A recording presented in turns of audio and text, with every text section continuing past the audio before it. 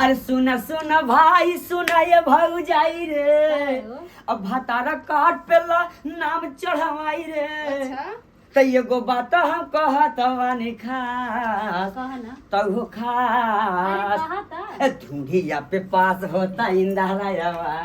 धुड़िया पे पास होता इंदारायावा इनके गड़िया के पास होता इंदरायावास इनके गड़िया के पास होता बस इंदरायावास करवाला